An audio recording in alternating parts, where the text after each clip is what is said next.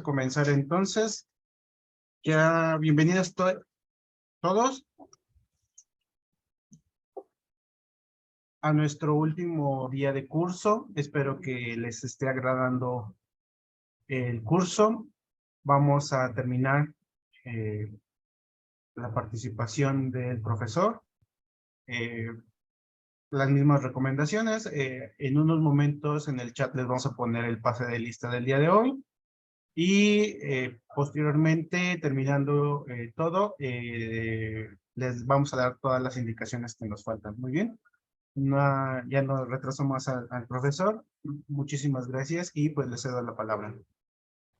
Muchísimas gracias. Perfecto.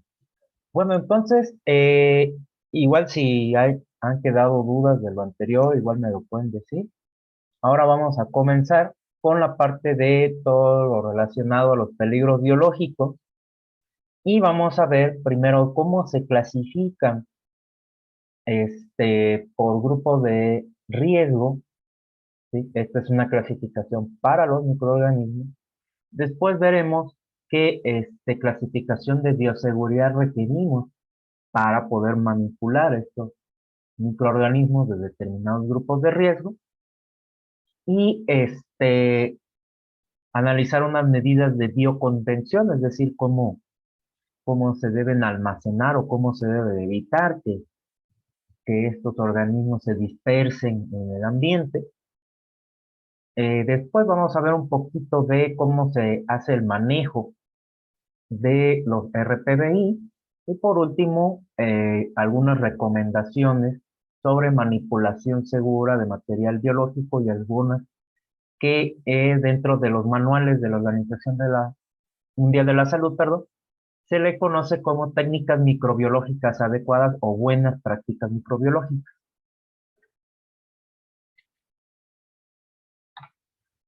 Entonces, los grupos de riesgo, como les adelantaba, lo que describen y lo que clasifican como tal es el nivel de riesgo a la exposición de un agente biológico, es decir, esto va acorde a las características de patogenicidad de cada microorganismo. Y tenemos 4 grupos de riesgo. El primero se le conoce como de riesgo individual y poblacional escaso o nulo. Y esto es para aquellos microorganismos que tengan una probabilidad baja de enfermar tanto a seres humanos como animales. ¿Sí? En principio la clasificación no hace una distinción si se trata de animales salvajes o animales domésticos, únicamente señala cualquier animal mamífero, ¿no? El segundo grupo de riesgo, que se le conoce como riesgo individual moderado pero poblacional bajo, ¿sí? Son para aquellos microorganismos que pueden causar una enfermedad, pero esta enfermedad muy raras veces es grave, ¿sí? O normalmente podrían afectar a personas o animales con un sistema inmune comprometido. Y aunque pudieran llegar a generar enfermedad, se conocen medidas eficaces, es decir, existe tratamiento terapéutico, hay cura o por lo menos tratamiento. Y entonces, de ahí que sea una preocupación relativamente menor, aunado al hecho de que la propagación del mismo de persona a persona o de animal a animal es muy baja. ¿Ok? Y aquí es donde entran, por ejemplo, ya la salmonela y los virus de influenza A en general. Para grupo de riesgo 3, donde ya se le conoce como grupo de riesgo individual elevado, pero poblacional bajo, es para aquellos microorganismos donde ya es seguro que causen enfermedad y esta enfermedad ya es grave, es decir, que ya puede comprometer la vida de la persona o del animal que la adquiere, pero aún así se conocen tratamientos eficaces. O sea, puede que ya te enferme muy grave, o se puede incluso llegar a ese extremo, pero aún así se conocen medidas para poder mitigarla si existe algún tratamiento o alguna cura, ¿no? En la gran mayoría de estos grupos, de estos microorganismos que están en este grupo de riesgo, la gran mayoría no es que haya una cura total, sino que se pueden controlar los síntomas. Y aquí entran, por ejemplo, la tuberculosis, ¿sí? Y un caso, digamos, especial, considerado por la OMS, es que el propio virus de inmunodeficiencia humana, el VIH, eh, a pesar de que tiene características que van un poco más acorde al grupo de riesgo 2, debido a la gran cantidad de casos que ha habido, ¿sí? Y también al hecho de que muchas personas pueden estar contagiadas con el propio virus, raras veces lo saben. Entonces, por eso, un caso especial es que el VIH se trata como grupo de riesgo 3. ¿Ok? Y este es digamos, el único caso especial que contempla la Organización Mundial de la Salud. Si mal no recuerdo, el CDC tiene una clasificación equivalente, pero no hace una mención específica sobre el VIH, o más bien no lo menciona como un ejemplo, pero igual dentro del mismo apéndice del manual del CDC dice que tiene que estar acorde a la de la Organización Mundial de la Salud y por tanto también considera entonces al VIH dentro del grupo de riesgo 3. Y por último, el grupo de riesgo 4, que ya sería ahora sí como que la suma de todos los miedos, porque son organismos que pueden ocasionar enfermedad grave, ¿sí? Aquella que puede comprometer la vida directamente, y además no se conocen tratamientos eficaces, ¿sí? O que la tasa de éxito del tratamiento es muy baja. Y además es fácilmente transmisible de persona a persona, ¿sí? Aquí entran, por ejemplo, el virus del ébola y otro virus no tan conocido, que es el virus Lassa, ¿sí? El manejo de ya estos microorganismos, ¿sí? Pues ya es de máxima prioridad, por eso cada que existe algún brote de ébola o de virus de Lassa, pues se encienden todas las alertas, ¿no? Principalmente en las regiones de África, que es donde es más común ver este tipo de microorganismos ocasionando enfermedad tanto a humanos como a animales.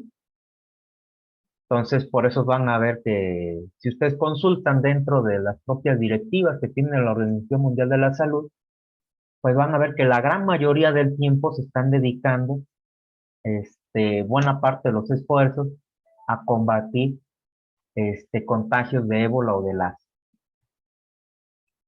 ¿Ok? ¿Alguna duda hasta aquí?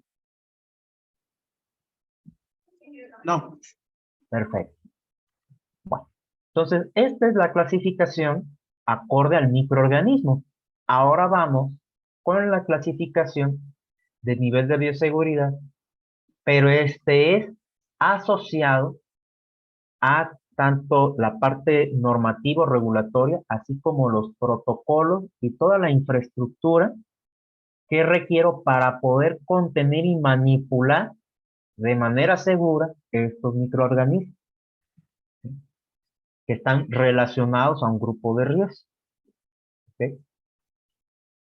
Y tenemos esta clasificación, que igual es dada por la propia Organización Mundial de la Salud, y donde de forma más o menos directa, no es exactamente igual, el nivel, perdón, el grupo de riesgo para un determinado microorganismo también se va a asociar con el nivel de bioseguridad que se requiere en las instalaciones para manipular dicho microorganismo. ¿Ok? Pero no es una correspondencia exactamente directa, ya consultando con más detalle el propio manual de la OMS, también se hacen consideraciones acorde a la cantidad del microorganismo y también en el dado caso de que se traten de alguna cepa en específico, donde pues ahora sí se salga un poco de la clasificación del grupo de riesgo y ya sea porque es un grupo de riesgo desconocido o porque es algún otro caso especial, pues entonces habría, o bueno, la medida precautoria es subir el nivel de bioseguridad para, este, pues ahora sí que mejor que sobre y no que falte, ¿ok? Entonces, el primer nivel de bioseguridad se asocia principalmente con laboratorios de enseñanza y algunos de investigación, ¿sí? Entendiendo por laboratorios de enseñanza desde los laboratorios de biología de la secundaria y los de investigación, aquellos que pues normalmente no tendrán grandes equipos, ¿sí? O que puedan ser laboratorios que estén en campo, ¿sí? Y estos lo que requieren en cuanto a tipo de prácticas, en el entendido de nuestra forma de conducirnos dentro del laboratorio, es aplicar lo que la OMS llama técnicas microbiológicas apropiadas, que es lo que vamos a ver más adelante. En cuanto a equipamiento general, ¿sí? Un laboratorio de nivel de bioseguridad 1, pues no requiere ningún otro equipo especial, más allá de lo que ya vimos que es lo mínimo que debe de cumplir cualquier laboratorio, ¿sí? Que haya pues, medidas de extinción de incendios, contención de derrames, campanas para extraer vapores de ser necesario, etcétera, etcétera, etcétera. Todo lo que ya vimos en la unidad anterior.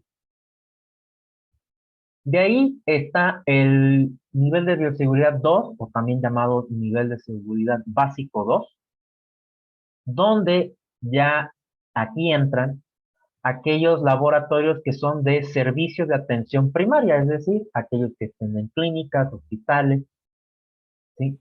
Laboratorios de diagnóstico clínico o análisis clínico, también algunos laboratorios de investigación, ¿sí? O sea, ya esto ya sería pues, laboratorios clínicos y biológicos que uno encuentra comúnmente, ¿sí? Y para poder estar en este tipo de laboratorios requerimos, además de las técnicas microbiológicas adecuadas, pues también utilizar equipo de protección personal y algo que vamos a llamar señales de riesgo. Señales de riesgo es que desde la parte de afuera nosotros comencemos a advertir a los demás que estamos en una zona donde hay este material biológico, ¿sí? Ya con un grupo de riesgo 2 o simplemente yo ya estoy obligado a, por ejemplo, utilizar el pictograma de RPBI, aquí también se utiliza, y entonces esa ya es como una advertencia para las demás personas de que, oye, no, ya aquí ya no cualquier persona puede entrar, mínimo ponte bata, cubrebocas, etcétera, ¿sí?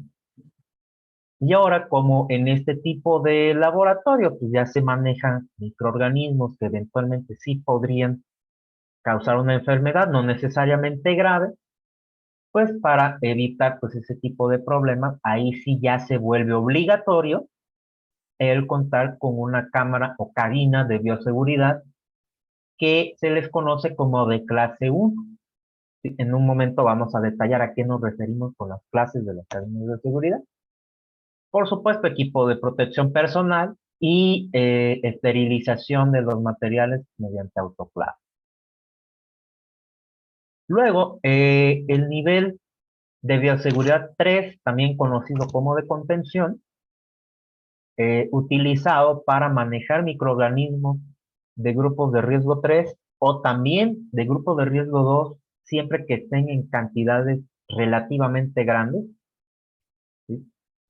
La OMS no hace una definición tajante de qué vamos a entender por una cantidad grande de algún cultivo o de algún microorganismo de grupo de riesgo 2, ¿sí? Pero pues ya podría entenderse como pues la cantidad suficiente que abarcaría, por ejemplo, un hospital, ¿no? Ya un hospital grande, ya podría empezar a requerir un laboratorio de nivel de bioseguridad de contención o nivel de seguridad 3, ¿ok? Aquí ya entran laboratorios de diagnóstico especial, es decir, ya laboratorios bastante más especializados, sobre todo ya en este tipo de enfermedades causadas por estos patógenos, ¿sí? Y aquellos donde también se presente atención especializada, es decir, no solamente donde haya laboratorios de diagnóstico, ¿sí? Sino también aquellos donde se atiendan a pacientes donde este, presenten alguna enfermedad ocasionada por alguno de estos microorganismos. Y el tipo de prácticas que se requieren en estos laboratorios es, además de las que ya se tienen consideradas para el básico 2, requerimos equipo de protección personal especial, es decir, aquí ya es obligatorio utilizar protección de cuerpo completo. El acceso es controlado, o sea, aquí ya solamente puede entrar exclusivamente POE, o sea, personas registradas como ocupacionalmente expuestas, y sí o sí, además tenemos que cuidar que haya un flujo de aire direccionado, es decir, el propio laboratorio tiene que contar con algún sistema de ventilación forzada que impida que los aerosoles salgan al exterior. En cuanto a equipamiento, pues requerimos cabinas de seguridad clase 2, ¿sí? En todas las áreas de trabajo. En el caso del básico 2, nada más se requiere donde se pudiera manipular microorganismos, aquí es en todas partes, prácticamente. Otras medidas de contención, ya recipientes especiales que están diseñados para ello. El filtrado del aire que se pueda extraer de este laboratorio tiene que contener un sistema de filtrado tipo EPA, es decir, un filtrado de alta eficiencia de retención de partículas y, por supuesto, esterilización con autoclave. Y ya por último, que es pues, para manejar los de grupo de riesgo 4, que son, lo que les comento, la suma de todos los miedos, son aquellos de nivel de bioseguridad nivel 4 o que se les llama de contención máxima. Y este tipo de laboratorios son aquellos que se les conoce como unidades de manejo de patógenos peligrosos. ¿Sí? Y de este tipo de laboratorios hay muy pocos en el mundo. De hecho, en toda Latinoamérica, si mal no recuerdo, creo que hay nada más 3 o 4 laboratorios que tienen esta clasificación. ¿Sí? ¿Por qué? Porque primero que todo, pues se están manipulando microorganismos bastante peligrosos. Segundo, este, no cualquier persona tiene tanto los conocimientos y preparación como también en pocos lugares se cuenta con el recurso para todo lo que conlleva construir, equipar y mantener un laboratorio de nivel de seguridad 4. De hecho, la gran mayoría de estos laboratorios pues, suelen ser de cooperación internacional, o sea, varios gobiernos cooperando en conjunción con la OMS para poder tener este tipo de laboratorios, ¿no? Y esto es que además de todo lo que ya tenemos contemplado desde BCL3 para arriba, aquí ahora el entorno tiene que ser lo más hermético posible. O sea, prácticamente es como si esto fuera una pecera, por así decirlo,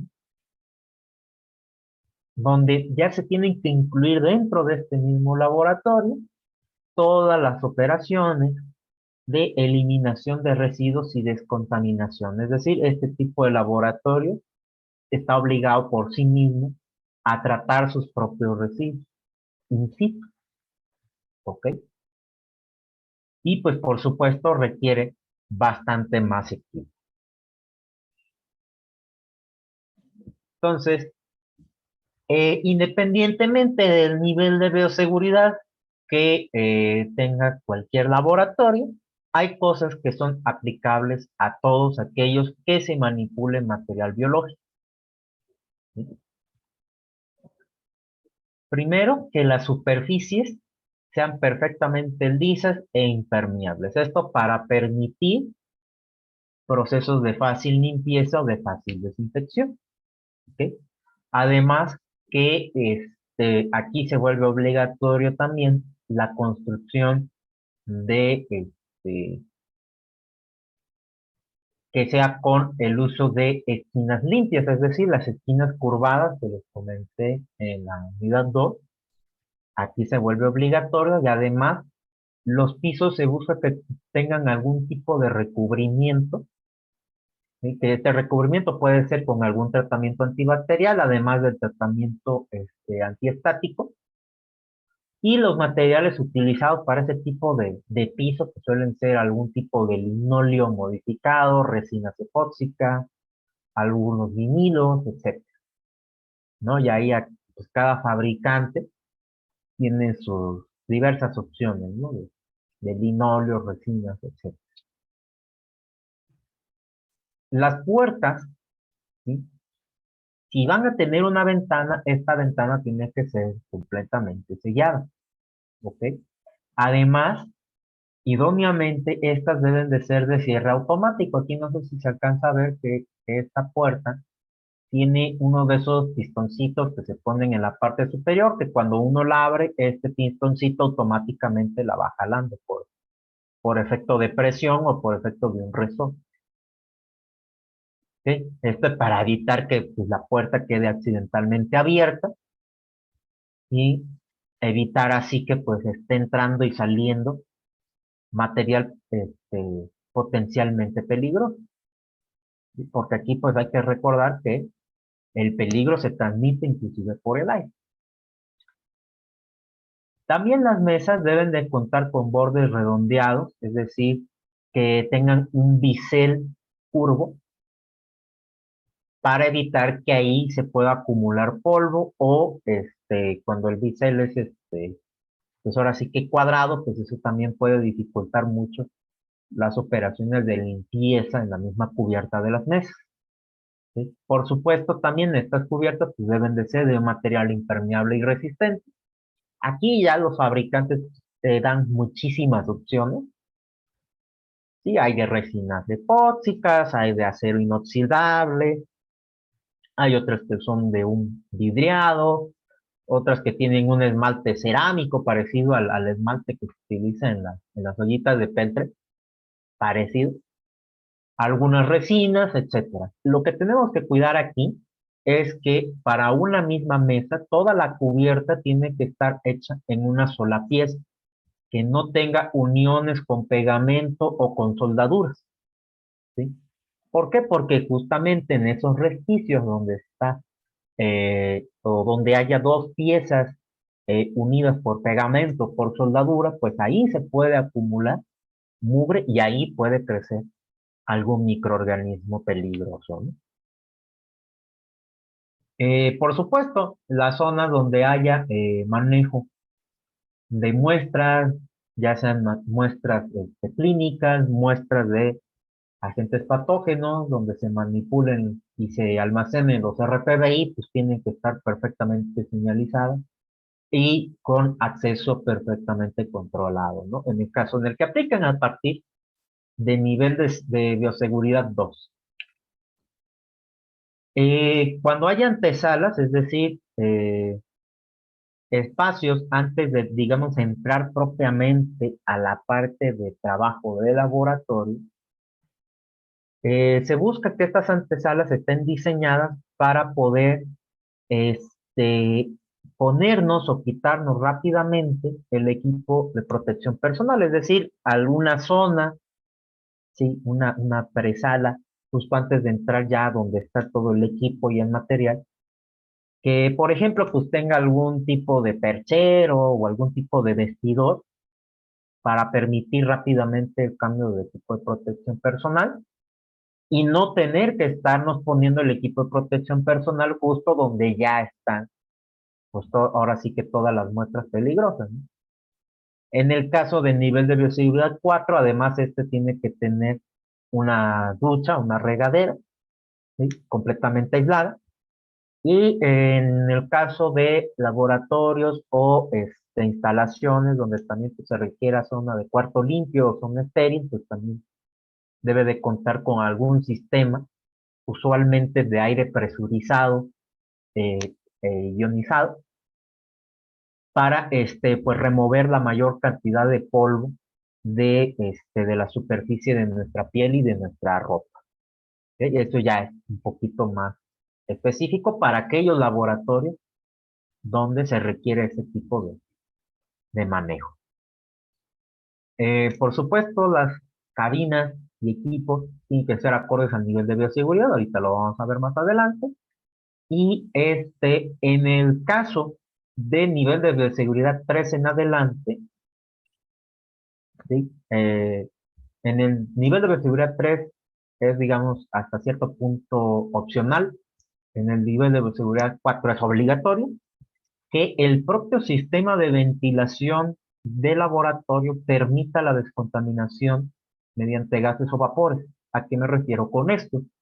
A que en el propio sistema de ventilación exista algún tipo, digamos, de rociador, por así decirlo, que pueda emanar algún vapor o algún aerosol de algún material desinfectante, típicamente aerosoles de sales cuaternarias de amonio, ¿sí? Para así tener una desinfección en general de todas las superficies, sin que necesariamente esté una persona pasando por ahí este, un trapo o algún material de limpieza con una solución desinfectante. ¿Sí? Esto ya es algo bastante más especializado y de hecho fue algo que también durante la época más intensa de la pandemia, muchas empresas empezaron a adaptar esto ya no solamente al laboratorio, sino a sus propias instalaciones, ¿no? Por ejemplo, algunas aerolíneas o líneas de autobuses pues, también empezaron a tener este sistema que dispersaban sales cuaternarias de amonio en forma de aerosol para desinfectar, por ejemplo, toda la cabina o el salón de pasajeros, por ejemplo. ¿Ok? ¿Alguna pregunta hasta aquí? Sí, profesor. Sí, Tenemos nos pregunta Verónica Rodríguez, que si sí. sabe en qué nivel estaría clasificado el INDRE. ¿El qué? El INDRE, INDRE. Desconozco el qué sea Instituto eso. Nacional de Diagnóstico y Referencia Epidemiológica. Hijo, eso sí lo desconozco, pero pues irá acorde al tipo de material biológico que manejen ellos. Me imagino que si son de vigilancia epidemiológica, por lo menos tendría que ser de nivel 2 en el peor de los casos. Ok. ¿Se sabe si en México hay algún laboratorio que llegue a nivel 4? No. De hecho, lo que les comentaba hace ratito, son muy pocos los que hay en Latinoamérica. Los que yo recuerdo que hay en Latinoamérica si mal no recuerdo, es uno en Chile, otro me parece que en Argentina, y no recuerdo dónde estaba el otro. Ok. Pero aquí en México no hay ninguno que llegue al nivel de bioseguridad 4. Sí sé que hay de nivel de bioseguridad 3, pero igual son poquitos. Muy bien. Sí. Nos comenta Guadalupe Villalobos que parece ser que el del INDRE es nivel 3. Ah, ok, sí. O sea, porque justamente como ya están manejando, porque es de vigilancia epidemiológica, me imagino, ¿no? Sí. Sí, o sea, ya para ese tipo de laboratorios, como manejan justamente microorganismos que ya son de fácil transmisión porque son de importancia epidemiológica, o sea, ya tiene que ser, o sea, en el peor de los casos, un 2, así, un 2 venido a más, pero sí, ya ahorita pues, perfectamente tiene que ser un nivel de bioseguridad 3, ¿no? Y ahorita vamos a ver qué lleva un nivel de bioseguridad 3 en específico. Muy bien, gracias. ¿No? ¿De qué? Bueno, espero que hayan quedado respondidas las preguntas. Sí, está bien. Perfecto. Perfecto, gracias. Bueno, entonces, continuamos y justamente lo que viene es qué biocabina de seguridad necesito acorde a la clasificación de mi laboratorio. ¿Sí? La clasificación que da la propia OMS de las cabinas de bioseguridad es a partir del nivel de bioseguridad tal le restamos 1. ¿Por qué hay que restarle 1? Porque pues el nivel de bioseguridad 1, pues no requiere como tal una cabina de bioseguridad. Entonces por eso se le resta 1 y entonces un laboratorio de nivel de bioseguridad 2 requiere una cabina clase 1. ¿Me explico? Estas cabinas de bioseguridad, pues de lo que se encargan es de mantener el flujo de aire lo más alejado posible, tanto del usuario o del operario que esté manipulando el material, para evitar a toda costa, o sea, aquí el fin último es evitar a toda costa la dispersión no controlada de un aerosol. ¿Sí? ¿Por qué? Porque justamente, pues, la dispersión de estos organismos pues, es mediante la formación de aerosoles, es decir, la dispersión de gotas muy pequeñas en un gas, en este caso el aire. ¿Ok? Y estas que son las más básicas, que se les conoce como clase 1, ¿sí? Estas son, pues, parecerían a simple vista campanas, ¿sí? Campanas comunes y corrientes, pero estas campanas, ¿sí?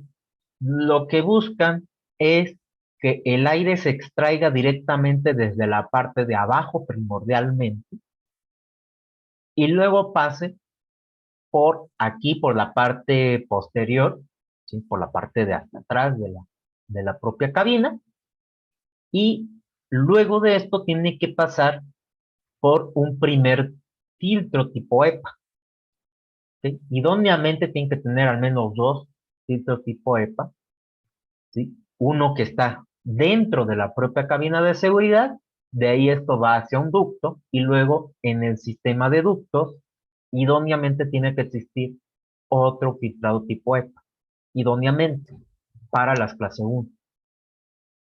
¿Sí? También el propio sistema de ventilación, para este tipo de cabinas, las clase 1, no es obligatorio que el flujo sea estrictamente laminar. Aquí lo único que se busca es simplemente que pueda extraer aire y sacar. ¿Sí? Aquí no preocupa tanto que el flujo sea propiamente laminar. ¿Ok? Ahora, el nivel de protección aún así es relativamente bajo. ¿Sí? Por eso es que también se requiere nada más para nivel de bioseguridad 2, ¿no? Porque pues ahí todavía se manipulan algunos organismos, pero que pues no son tan peligrosos y entonces pues igual la protección pues nos podemos permitir el que no sea tan estricta, ¿sí? O tan elevada como para otros tipos de microorganismos, ¿ok? Porque a medida que nosotros vamos aumentando el nivel de bioseguridad y por tanto va subiendo la clase de la cabina de bioseguridad, pues se va encareciendo el propio equipo, ¿no? Y se va encareciendo en un factor más allá del doble. El precio de una cámara de seguridad clase 2 comparada con la clase 1, la clase 2 por lo menos les va a costar unas 4 o 5 veces más que una clase 1, por lo menos. Además de que requiere instalación especial. ¿Ok? Ahora, estas que son justamente las cabinas de seguridad clase 2, de estas vamos a encontrar que la propia OMS también las divide en dos subtipos, una que se le llama clase 2A y clase 2B. A partir de estas clase 2, aquí sí es requisito obligatorio que el flujo sea laminar. ¿Sí? El flujo laminar, dependiendo ya del diseño del propio fabricante, se las pueden ingeniar para que pues tenga distintos sistemas de retorno, pero esos retornos tienen que estar diseñados de manera que en ninguna parte dentro de la cabina, ya sea en la parte inferior o en la parte superior, se genera un flujo turbulento. ¿Sí? Porque si es un flujo turbulento, pues ahí se puede dispersar de manera no controlada nuestro aerosol, que es lo que queremos evitar, ¿no? Y por supuesto, estas ya están diseñadas tanto para proteger al usuario como también para proteger a la muestra, porque también el otro riesgo que existe al manipular material biológico es que nosotros mismos terminemos por contaminar la muestra, ¿sí? Y generar pues otro tipo de crecimientos o también obtener algún resultado falso positivo, falso negativo, etcétera, ¿no? ¿Ok? Y estas, sí o sí, además de que tienen que ser de flujo laminar, tienen que contar con doble sistema de filtrado, ¿ves? Y ya no se escapa, ¿ok? El flujo laminar, ¿sí? Dependiendo en específico del subtipo de clase 2 que sea, ¿sí? Les digo, hay clase 2A y clase 2B, ¿sí? En las que son tipo A, la clase 2A, lo que hace es recircular aire filtrado para evitar la dispersión de el aire con el aerosol contaminado con el mismo, ¿no? O sea, de manera que primero extraigo el aire con aerosol, lo filtro y luego lo recirculo, ¿sí? Por supuesto, recirculado de forma laminar, ¿sí? Ese es un tipo de diseño.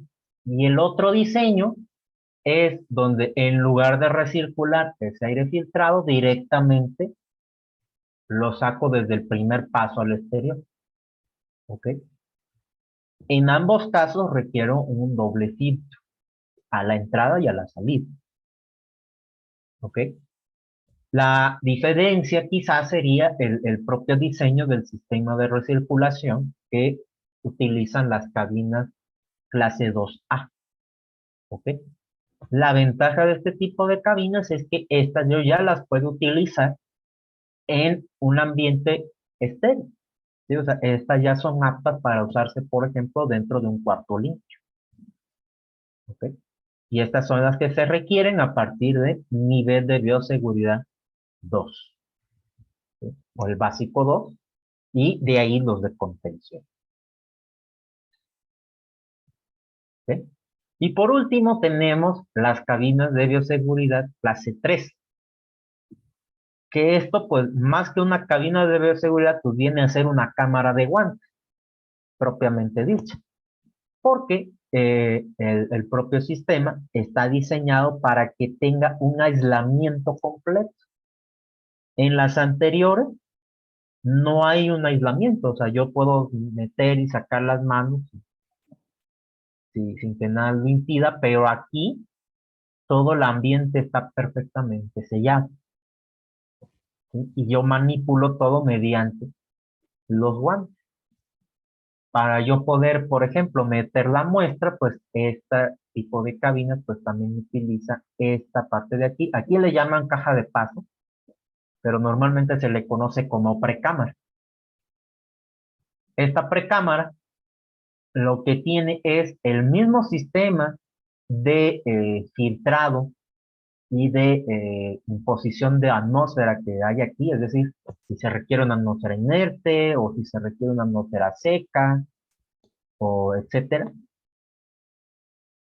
La misma atmósfera que tiene que estar aquí adentro de la cámara principal también se impone en la precámara, pero con la ventaja de que en la precámara, como es más pequeña, si yo saco y meto algo, es mucho más rápido lograr las mismas condiciones que acá adentro, ¿sí? Y entonces una vez que ya logré las mismas condiciones, ya sea de sequedad, de atmósfera, etcétera, entonces ya por dentro puedo abrir esta precámara y ahora sí introducir el objeto que traje del exterior, ¿sí? Y entonces, como les comento, el aislamiento aquí es completo y el filtrado para los sistemas tanto de extracción como de inyección de aire tienen que incluir doble filtro EPA. O sea, aquí en total tenemos 4 filtros, ¿sí? El de la extracción, el de la alimentación y todavía el que tiene que haber al final de donde va a desfogar el aire extraído de la cámara, que tiene que tener un filtro tipo EPA y además un incinerador. Un incinerador no es otra cosa más que una resistencia, ¿sí?, que viene a fungir como un horno, de manera que entonces se eleva la temperatura más allá de 150 grados, usualmente creo que llegan como a 250, algo por el estilo, ¿sí? Para, pues ahora sí, por efectos de temperatura, pues matar todo lo que no haya quedado filtrado y ahora sí al exterior pueda salir un aire libre de cualquier organismo patógeno. ¿Ok? ¿Alguna pregunta hasta aquí?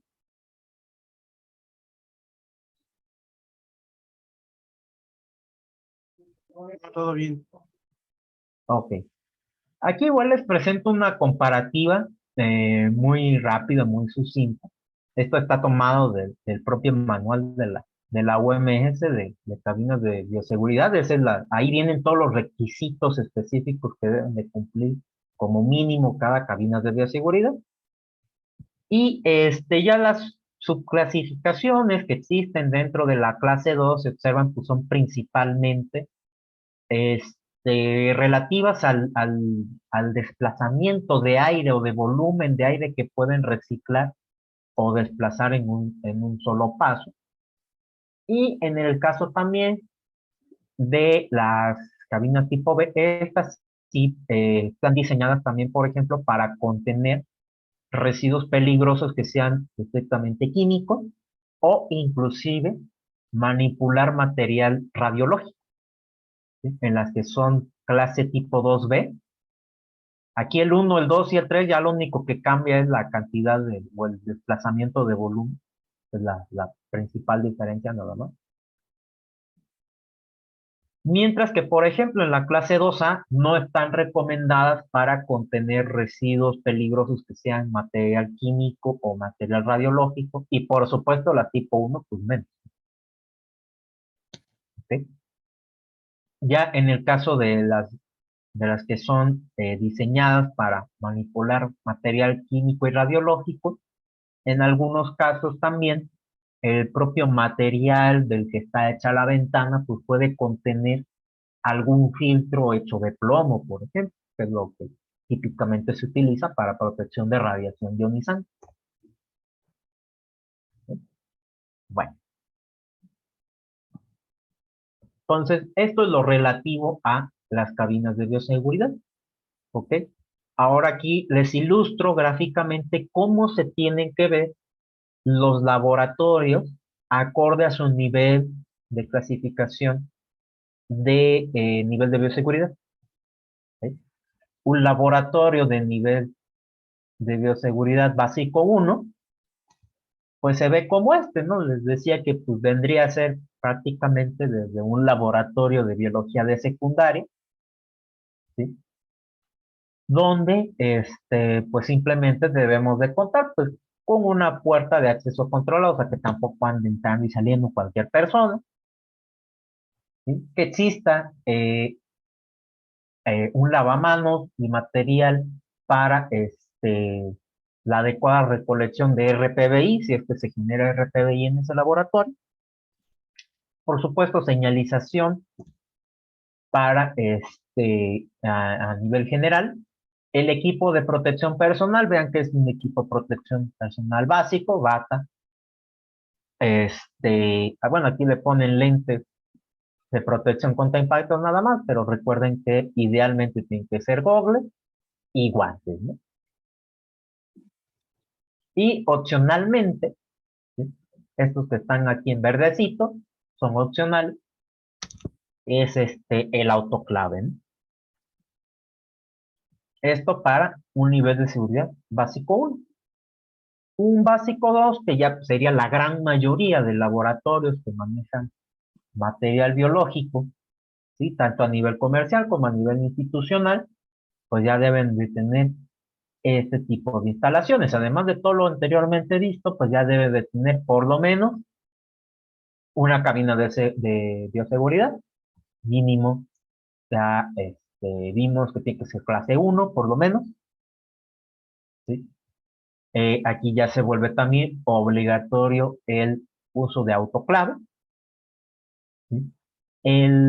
equipo de protección personal aumenta ligeramente, ahorita lo vamos a ver con un poco más de detalle. Y el manejo tanto de la señalización como ya también de la recolección de los RPBI y el acceso, aquí ya tiene que ser todavía más controlado que en un nivel de bioseguridad 1. ¿Ok? Luego aquí ya está el nivel de bioseguridad 3, ¿sí? Que este es donde ya aquí empieza la parte ya bastante más compleja del asunto, donde observen que aquí este ya es la antesala que les comentaba yo. En esta antesala, antes de entrar ahora sí al área propiamente de trabajo, donde uno va a estar expuesto a los agentes biológicos, pues aquí tengo yo un espacio limpio y seguro para poder colocarme o cambiarme mi equipo de protección personal, ¿sí? Igual para desinfectarme, si es que yo puedo traer algún agente del exterior en la superficie, ya sea de mi ropa o de mi piel. Y en algunos casos, opcionalmente, aquí en nivel de bioseguridad 3 o nivel 3, una regadera, ¿no? Esta es opcional. ¿Ok? Por supuesto, vean que aquí el material que está ubicado, si se acuerdan acá, vean que aquí, por ejemplo, pues yo todavía podría dejar las soluciones y muestras aquí mismo en la mesa de trabajo. Algunas las podría yo dejar aquí, otras las podría yo dejar acá. Pero ya en el nivel de bioseguridad 3, pues ya va a ser muy poco lo que voy a poder manipular directamente en una mesa. O sea, va a ser prácticamente cualquier cosa que no sea material biológico. Y ya todo lo que sea material biológico, sí o sí, lo voy a tener que manejar dentro de la cabina de bioseguridad, y que ya vimos que tiene que ser mínimo clase 2 en adelante. ¿Ok? Por supuesto, vean que ahora aumenta también la exigencia del equipo de protección personal, ¿sí? Y aquí ya se requiere un traje de protección de cuerpo completo, ¿sí?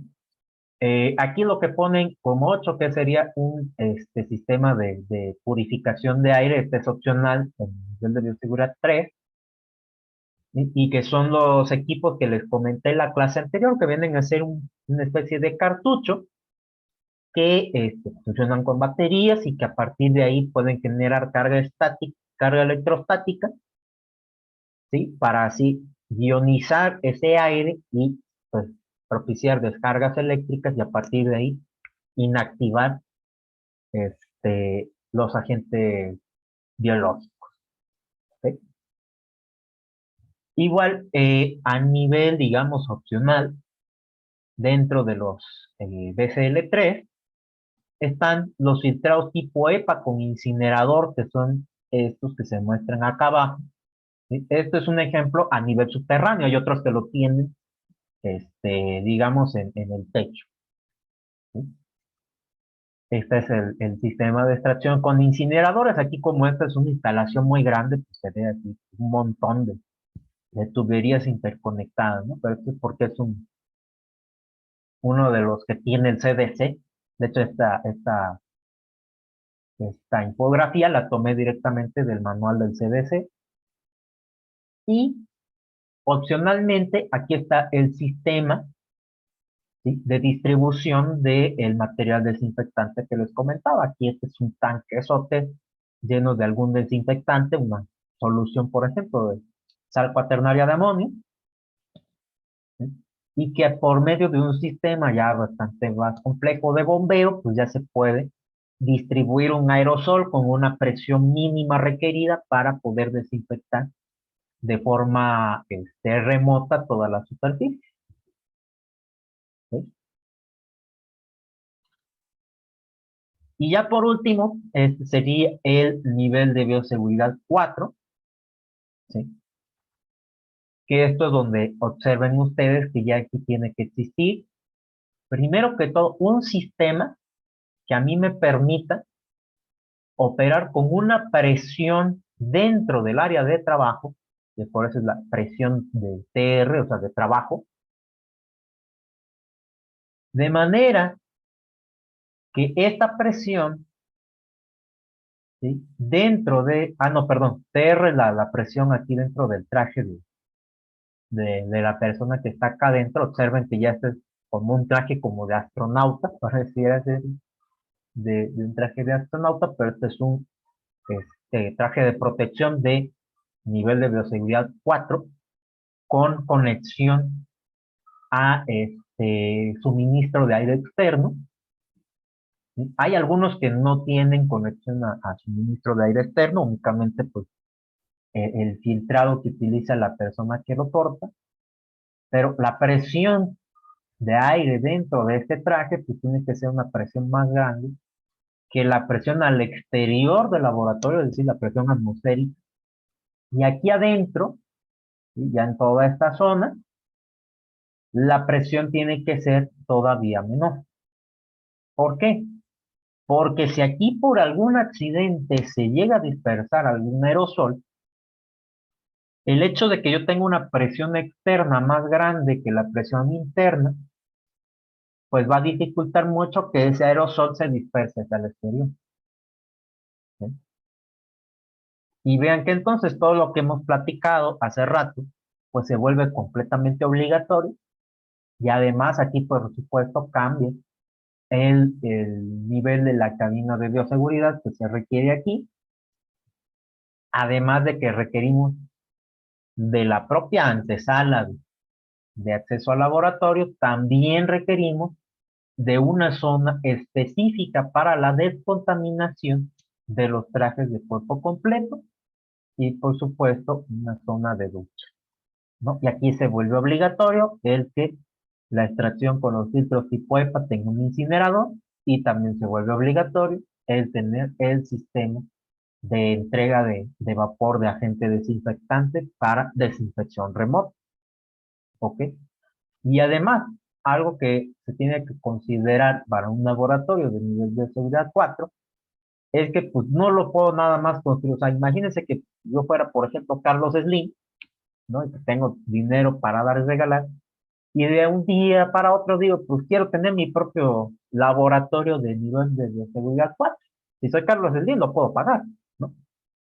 Pero no nada más basta con que yo lo mande a hacer, sino que además yo requiero permisos especiales, tanto en este caso de la Secretaría de Salud, ¿sí? Como también requeriría yo el visto bueno directamente de la propia Organización Mundial de la Salud, o por lo menos de la Organización Panamericana, para que brinden primero su asesoría técnica, ¿sí? Para cuidar la construcción y la operación de un laboratorio de nivel de bioseguridad 4.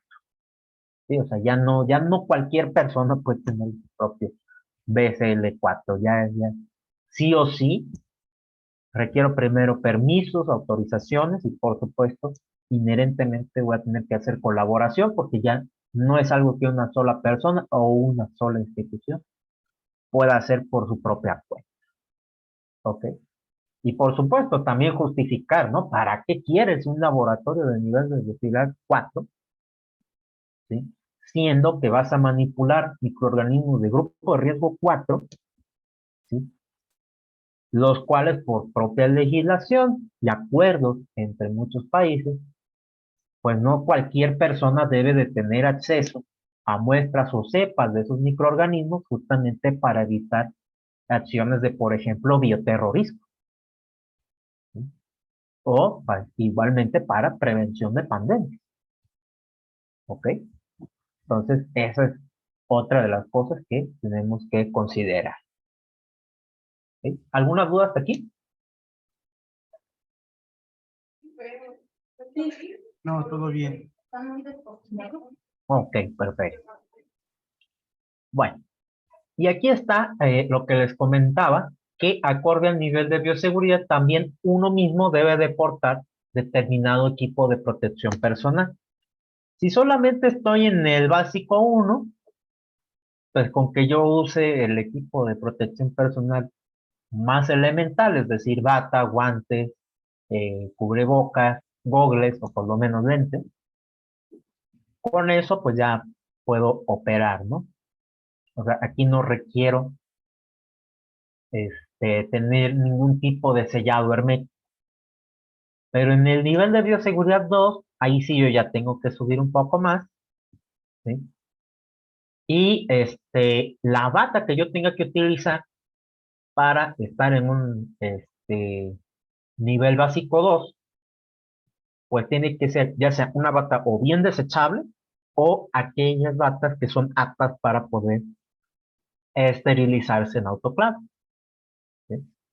Aquí ya el uso de respirador ya se vuelve obligatorio. El recomendado es N95 para arriba, ¿sí?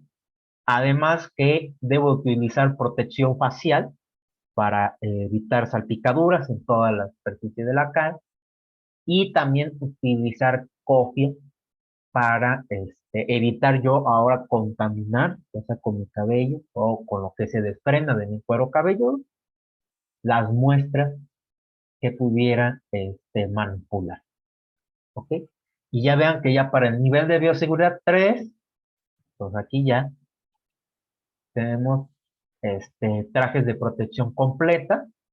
Hay algunos que pueden ser de una sola pieza, como este amarillo, otros que son de varias piezas, como estos dos, que es digamos, como un delantal azul. Aquí ya lleva digamos, como un pants impermeable, aparte de los guantes, la escafandra de protección completa. Todo esto, al ser de varias piezas en estos dos casos, entre cada pieza se debe de encintar para evitar que se pueda desprender y quede algún espacio abierto donde por ahí pueda entrar algún aerosol. ¿Ok? Tanto para este como para este. Este otro que es el amarillo completo, pues este es un traje completo, entonces no requiere de ese tipo de encintado, solamente para los guantes, porque esos se utilizan aparte y ya ven que aquí tenemos que utilizar guantes desechables y también la propia directiva recomienda que se tenga que utilizar doble guante a partir de aquí, ¿sí?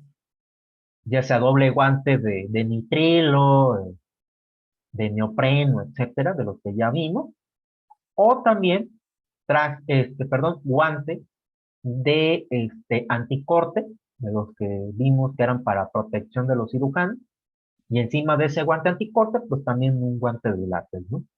Esto ya para tener una prevención adicional en caso de funciones accidentales, ¿sí?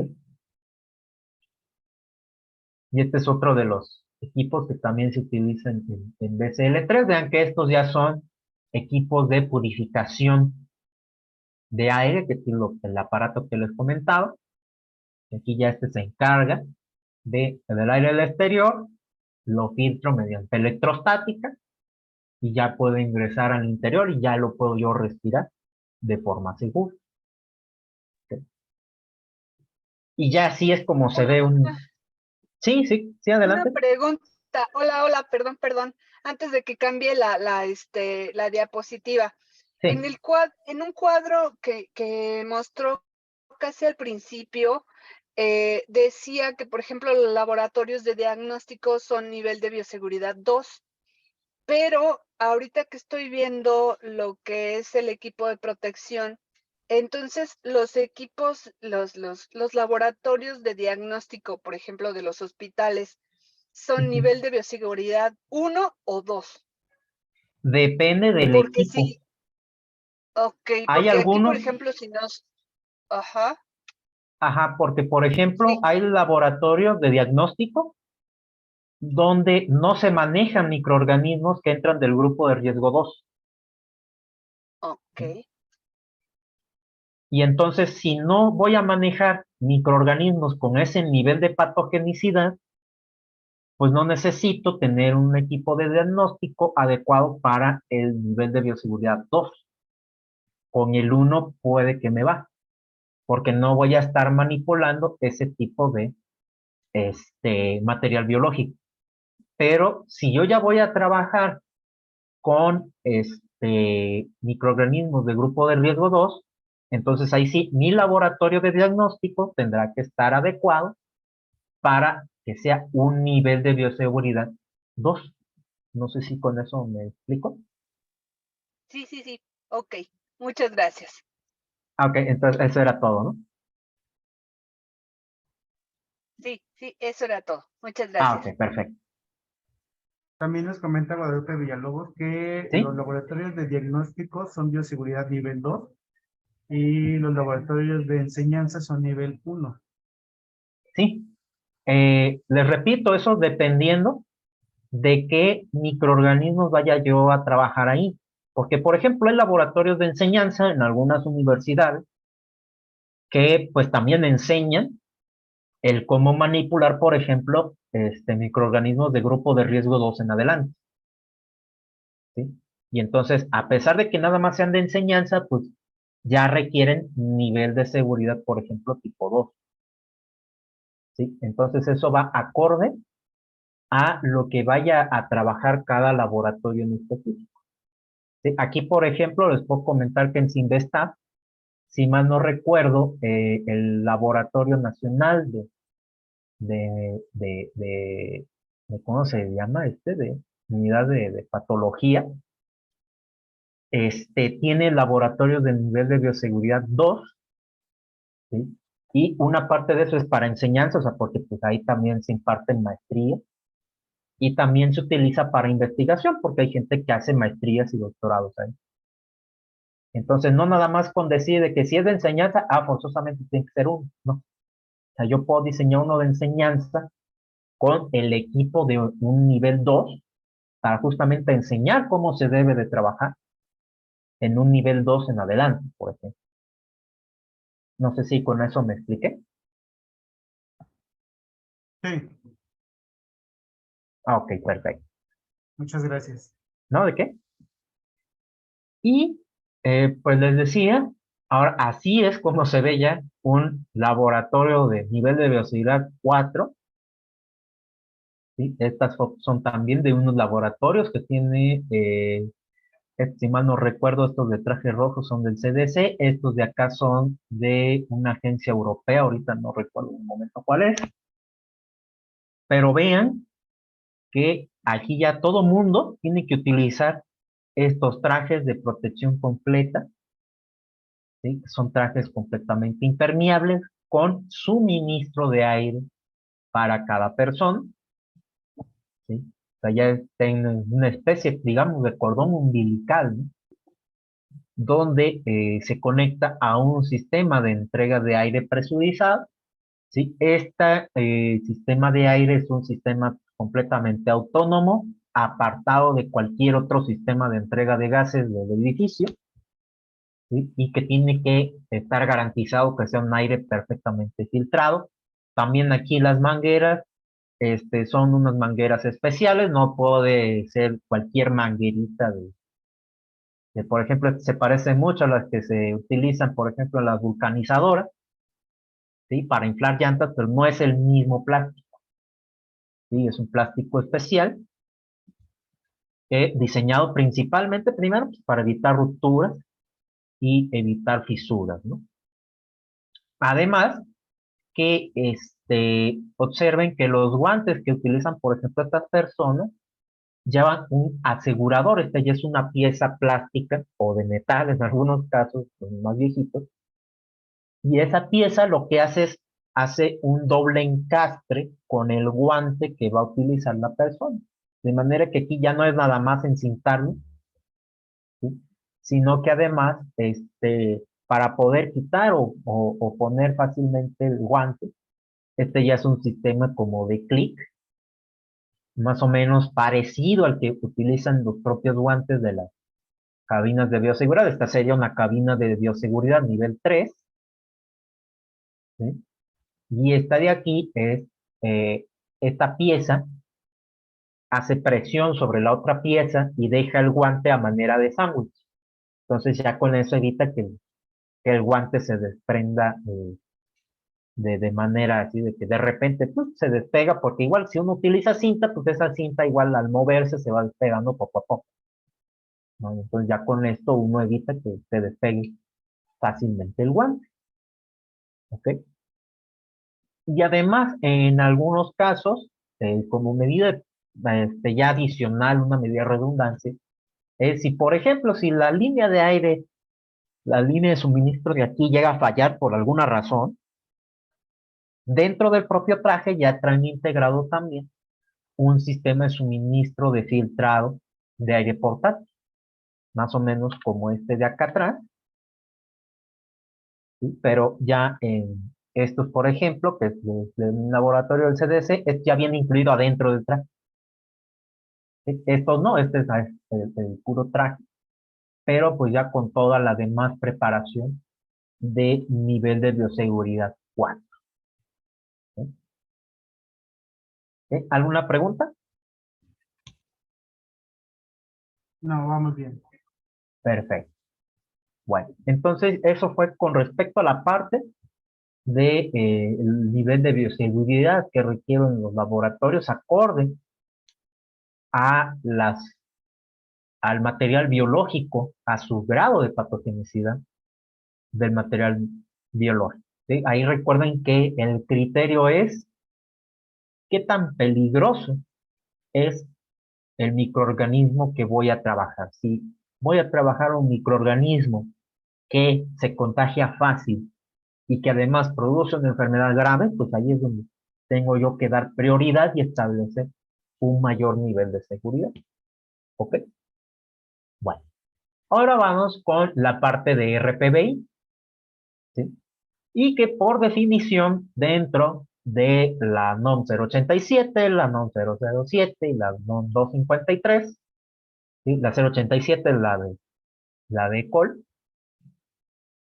Vamos a entender por RPDI, ¿sí? A cualquier cosa que se genere por servicios de atención médica o análisis de diagnóstico, ¿sí? Que sí o sí contengan algún agente biológico, ¿sí? Y que ese agente biológico pudiera ser nocivo tanto para salud de personas o animales o también para el medio ambiente. ¿Ok? Entonces, aquí dentro del propio RPBI, pues vamos a tener muestras o partes o piezas que pueden contener microorganismos de alguno de los niveles de riesgo que ya vimos.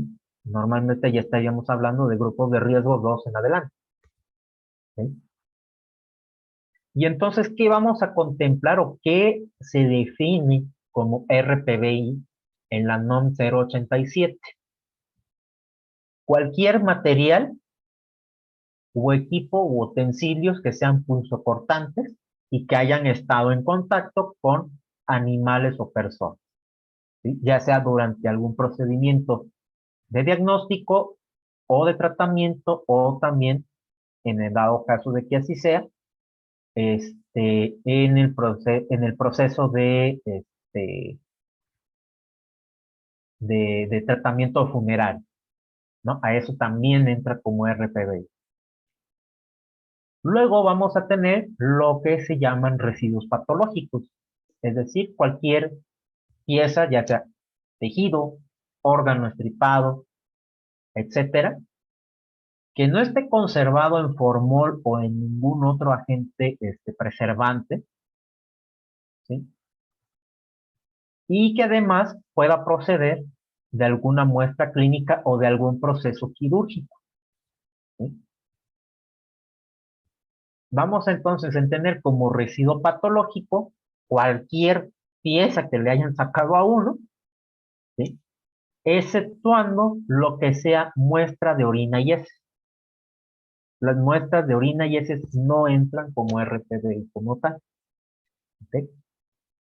Además de esto, también vamos a considerar como residuo patológico propiamente a los cadáveres, ¿sí? Ya sean de humanos o de animales, y también los animales que se utilicen en un bioterio. ¿Ok?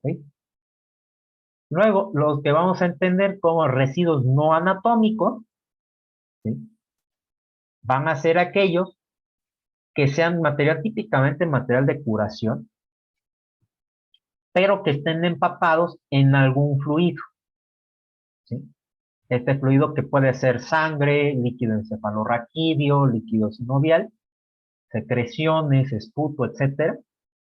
Y en específico, si se trata de secreciones, la propia NOM considera que deben de ser de pacientes confirmados o sospechosos de tuberculosis o de alguna fiebre hemorrágica, ¿sí? También van a entrar como RPBI cualquier material desechable utilizado o que haya estado en contacto con cualquier agente biológico, ¿sí? Incluidos los medios de cultivo. Y por supuesto, aquí también entra cualquier otro recipiente que contenga sangre líquida, derivados de la sangre, plasma, por ejemplo, y cualquier otro líquido o fluido del organismo que no sea ese u orina, ¿sí?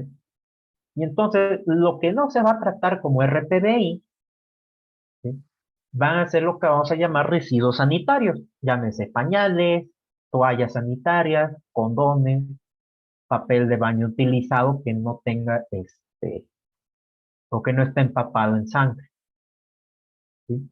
También cualquier otro objeto que si bien puede tener sangre, esta ya está seca, ¿sí? A comparación de los residuos no anatómicos, que aquí la definición es que estén goteando o que estén empapados en sangre, ¿sí? O en cualquier otro líquido, que puede ser el sinovial, el cefalorraquídeo,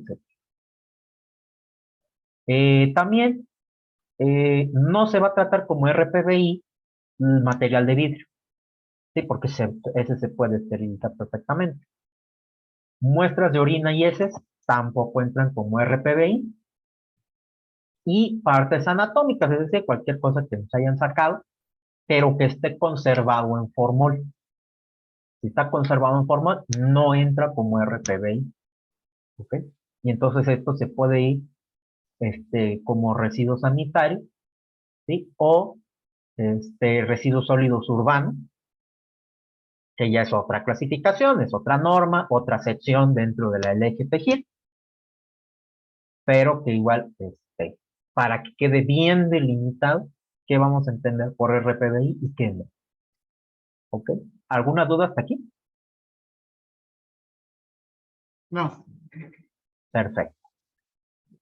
Y bueno, no recuerdo si fue antier o ayer que me preguntaban sobre los niveles de generación de RPBI, pues son justo lo que vamos a ver en un momento. Primero vamos a ver pues cómo deben de guardarse los RPBI, ¿sí? En el caso de que tengamos sangre líquida como tal, pues esta tiene que estar en un recipiente idóneamente hermético, o si no lo es por naturaleza, encintarlo para que sea lo más hermético posible, ¿sí? Y que de preferencia que sea un recipiente rígido, no que sea bolsa como tal de sangre, ¿sí? O evitar lo más posible que sea una bolsa, ¿sí? En el caso de que tengamos algún cultivo, ¿sí?, o de alguna muestra de algún agente infeccioso, ¿sí?, pues aquí, como es un sólido, ¿sí?, y normalmente esos sólidos van a estar adheridos a alguna pieza, ¿sí?, y piezas pequeñas, pues entonces podemos juntar muchas de esas piezas pequeñas en bolsas de polietileno, las bolsas rojas, y que ya vimos que estas bolsas pues, tienen que ser de un calibre de 200 por lo menos. Y de hecho ya son bolsas que se venden así, ¿no? Ya el propio fabricante ya hasta te las vende con el pictograma de RPBI y hasta con la leyenda, cumple con la NOM 087, ¿no? Y además la advertencia, ¿no? De que es residuo peligroso, biológico, infeccioso, no debe ser manejado por cualquier persona, cumple con la NOM, etc. Luego, los que son residuos patológicos, es decir, lo que le extraen a uno, estos tienen que estar en las bolsas o en los recipientes amarillos, ¿sí? Esa es la gran diferencia. Por eso se utiliza el amarillo para advertir de que hey, esto sí es patológico. Eso, con esto hay que tener especial cuidado, ¿no? Y también por esa razón es que la propia NOM y la LGPGIR exigen que estas bolsas pues, sean de un calibre más grueso también. Bueno, por la parte de residuos anatómicos, igual, no anatómicos, perdón, igual dependiendo de la naturaleza o del estado en el que se encuentre, pues se pueden almacenar ya sea en bolsas o en recipientes rígidos. ¿Sí? Si son líquidos, siempre van a tener que buscar algún recipiente hermético y aquellos sujetos punzocortantes, llámense agujas, lancetas, bisturís, etcétera, pues deben de ir en estos recipientes rígidos, parecidos a los de acá, pero muchos de estos ya vienen diseñados con un mecanismo de entrada o de apertura para remover fácilmente la parte afilada. O sea, ya muchos de estos en esta parte superior ya tienen un mecanismo que fácilmente permite, por ejemplo, retirar la aguja de una jeringa o retirar la lanceta o que fácilmente permiten que una navaja o algún bisturí entre directamente al recipiente. ¿Ok? Y entonces, ¿cómo se tienen que manipular estos recipientes? En específico, sobre todo, la preocupación principal es si son bolsas. Es primero que se deben de trasladar de preferencia en algún carrito o en algún diablito. Y que la persona que sea la encargada de recolectar esas bolsas y de trasladarlas utilice equipo de protección personal completo. ¿Sí? Por lo menos el de un BCL2. ¿Sí? Es lo ideal. ¿Por qué? Porque yo tengo que evitar a toda costa exponerme a cualquier gota o aerosol que pudiese emanar de la bolsa, que idealmente no tendría que hacerlo, pero aún así pudiera darse el caso. Tengo que estar perfectamente protegido. ¿Ok? Otra cosa que también hay que considerar es evitar retacar las bolsas, o sea, no agarrarla como bolsa de ropa vejero, ¿sí? Sino que quede de esta manera. De hecho, están diseñadas para que se llenen alrededor del 50 o 60%, ni siquiera puede llegar al 80%. ¿Sí? Ahí mismo, algunos fabricantes les ponen una marquita para decirte hasta aquí llénala o hasta aquí es lo recomendado de llenarlo. Y ya te dicen, utiliza el extremo o la parte sobrante del plástico para hacer el amarre o el nudo. ¿Ok? Tercero, no hay que aplastar las bolsas. ¿Sí? Porque muchos dicen, no, pues para no hacer 2 viajes con el carrito, no, mejoras 2 o más viajes. ¿Por qué? Porque aplastarlas, primero que todo, pues puede ocasionar que la bolsa se rompa.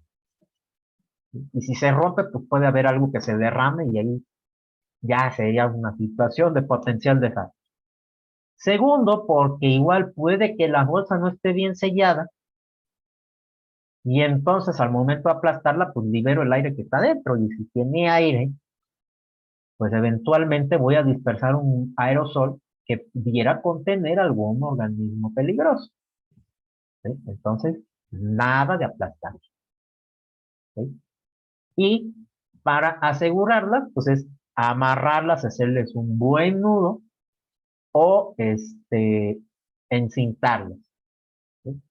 En algunos casos recomiendan primero hacer un nudo y después del nudito encintar la bolsa. ¿Ok?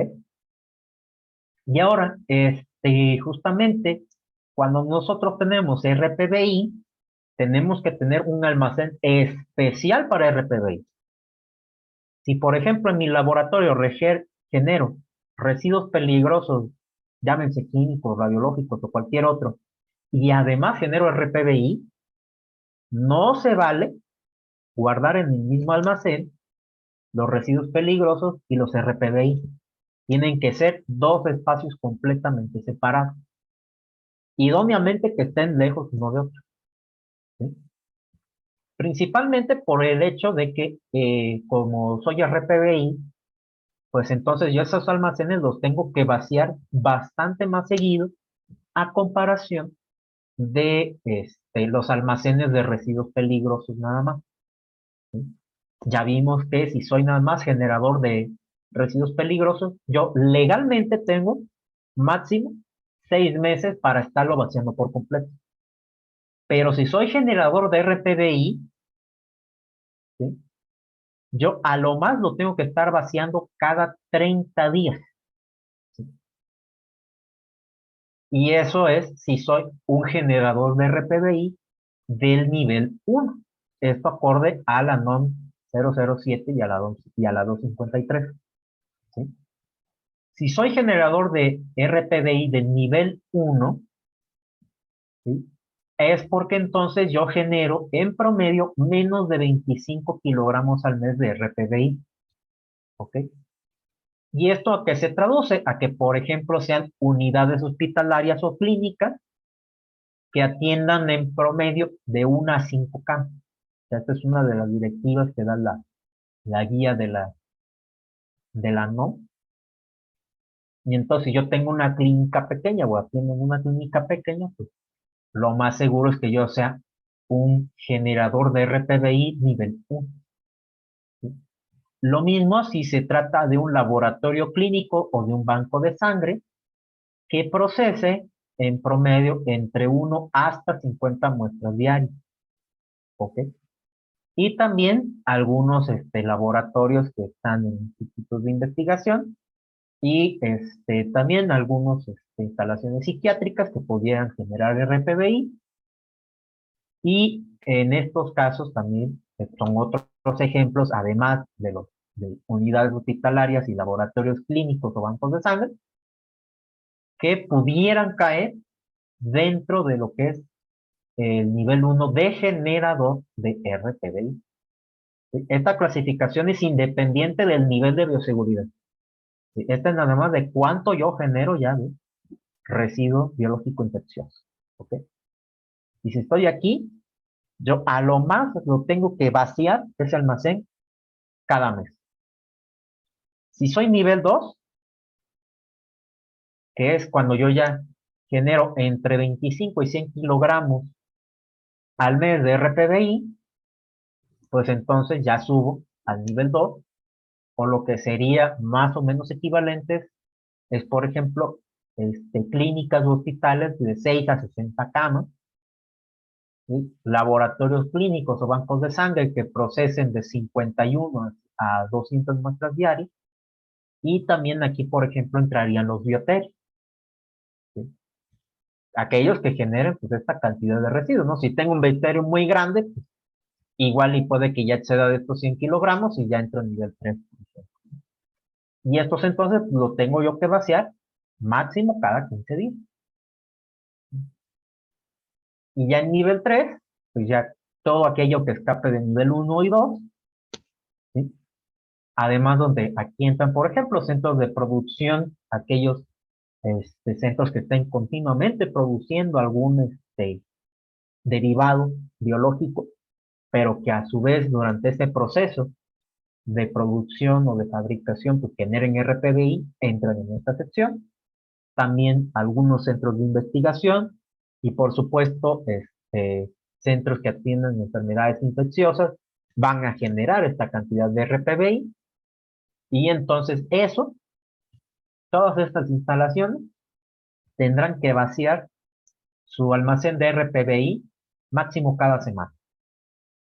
¿Ok? Entonces vean que aquí la clasificación se vuelve bastante más estricta a comparación de residuos peligrosos, ¿sí? Debido a justamente eh, eh, el peligro al que nos estamos enfrentando, ¿no? Y sobre todo por cómo aumenta el riesgo por el hecho de cada vez más tener más cantidad almacenada de RPD. ¿Ok? Bueno, y ahora vamos a ver lo que llamamos la manipulación segura del material biológico, ¿sí? Y que se le suele llamar como buenas prácticas microbiológicas o técnicas microbiológicas apropiadas o adecuadas. Y aquí la principal prioridad es esta: evitar formar aerosoles de cualquier manera. Esta va a ser la principal preocupación en el manejo de buenas prácticas microbiológicas. O sea, todo mi esfuerzo se va a encaminar principalmente a evitar formar un aerosol, ¿sí? O a dispersarlo al ambiente, si es que ya se formó. ¿Ok? Y para eso, pues, primero lo que uno tiene que considerar es si voy a trabajar un agente biológico, pues buscar algún ambiente encerrado. ¿Y cuál es ese ambiente encerrado? Pues una cabina de bioseguridad. ¿Ok? Segundo, pues usar el equipo de protección adecuado acorde al nivel de bioseguridad que maneje el laboratorio. ¿Sí? Evitar tocar innecesariamente cualquier superficie, sobre todo con las manos desnudas. Si es que vamos a tocar alguna superficie, pues por lo menos utilizar guantes. ¿Ok? Y siempre que se vaya a abrir alguna muestra biológica, se debe hacer adentro de la cabina de bioseguridad. ¿Ok? Y una recomendación adicional es que siempre al inicio de cada jornada de trabajo, las cabinas de bioseguridad se enciendan con un tiempo previo de por lo menos 5 minutos, por lo menos. ¿Para qué? Para que el flujo de aire se estabilice, sobre todo en las que son clase 2, y sea ya lo más laminar posible justo antes de comenzar a trabajar. ¿Sí? Ahora, esta foto que está aquí, está puesta así a propósito. ¿Sí? Aquí la muchacha de la foto está sosteniendo la micropipeta de forma inclinada. No hay que utilizar las pipetas de forma inclinada. Nunca. Hay que hacerlo siempre lo más vertical posible. ¿Ok? Primero, ¿por qué? Porque corro riesgo de goteo. ¿Sí? Y el goteo pues, puede generar gotas más pequeñas. Y esas gotas pequeñas pues, ya son la definición de aerosol. ¿Sí? Y es lo que tengo que evitar a toda costa. Luego, también evitar tomar el aire dentro de la micropipeta durante la aspirada. Sí, hay mucha gente que luego apachurra el émbolo de la micropipeta justo cuando ya está la punta embebida en el líquido. No, tache.